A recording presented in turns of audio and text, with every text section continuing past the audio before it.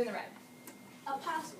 An opossum, exactly. This is an opossum. And a lot of people think it's a rat, but it's not. Because they think it's a rat because of this tail. And this is a pretty ugly tail, isn't it? Yes. Yeah, it is. But this tail is very, very helpful because it acts like a fifth hand. So when this opossum is climbing up the trees, it helps him go up the tree. And when it's climbing down the trees, it acts like a brake when it climbs down. So this is a very, very helpful tail that he has. Save your questions, Randy. And the opossum is more like an animal at the zoo. Does anyone know what animal at the zoo it is like? And I'll give you a hint. It has a pouch. How about you? A kangaroo, that's right. This is a marsupial, so it has a pouch. So it has its babies, and then once it has its babies, the babies are about the size of a bee when they're born, and they climb into their mom's pouch. And then once it gets all the nourishment and the food and nutrition that it needs, and grows, it gets too big for the pouch, and then climbs onto its mom's back. And these animals can have up to 13 babies at a time. And they all crawl onto their mom's back when they're too big for the pouch. So that's what it looks like.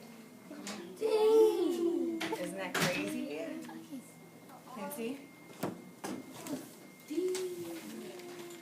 We don't use that word. All 13 climb onto mom's back. That's why this tail is so useful, because when she climbs up and down trees with all of her babies, it really, really helps. Does everyone get to see it? Mom's right here. Big face. And those are all the babies on her back.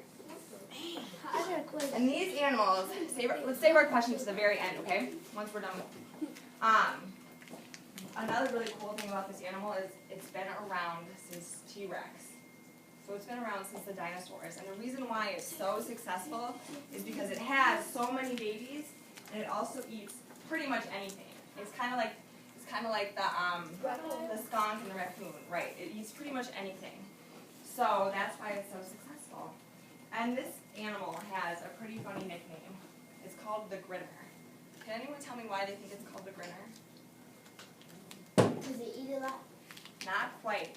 This animal, when there's a problem that comes along and it wants to scare it away, it'll grin all of its teeth like this. So it shows all of its pointy teeth to try to scare away the problem. And then if that doesn't work, it has another really cool thing that it does. Does anyone know? It plays dead. It plays dead, but it's kind of like it faints. So if he's scared, it's just a response that its body does. It faints, and then it gives off this really bad odor to make the other animal think that it's dead. And no one wants to eat something that's been dead for a while. So that's something really cool about the opossum. Any questions about him? What about a T-Rex? What about the T-Rex? He's just been around since the T-Rex. So when there were dinosaurs, this guy was crawling around the T-Rex's feet. Anything else? That picture that we saw. Mm-hmm. Did you go there and or did you go there and take the picture, or you looked it No, up we on a just website? found that on a website and I printed know. it off for you. Yeah, I didn't see this in real life. No. So that's the opossum. Let's go back in here. Next we have. You want to tell me what this is? Caterpillar. A caterpillar. That's Don't right. shut up. Let's raise our hands. So this is a caterpillar. And caterpillars are eating machines. They love to eat. What do they eat? Can anyone tell me?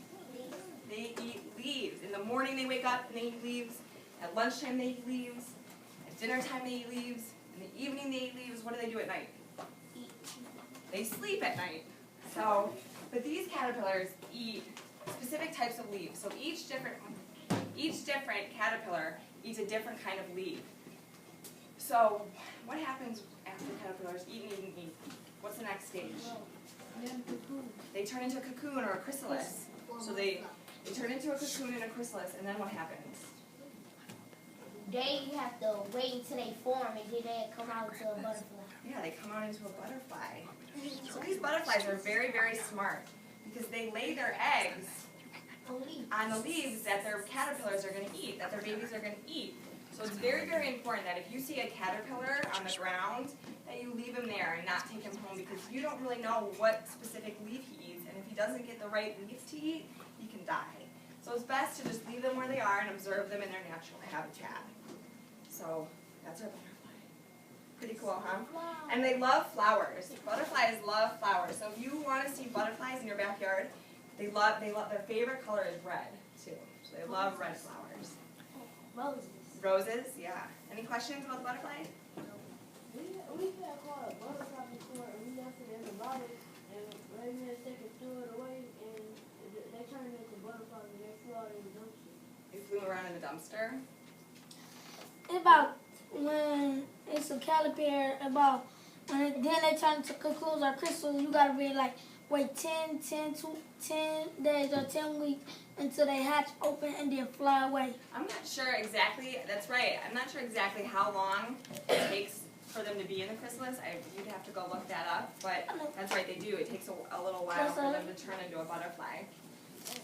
There's one butterfly that I know what kind of leaf it eats. The monarch caterpillar eats milkweed leaves. That's exactly right, very good. All right, say bye to the caterpillar. Bye, caterpillar.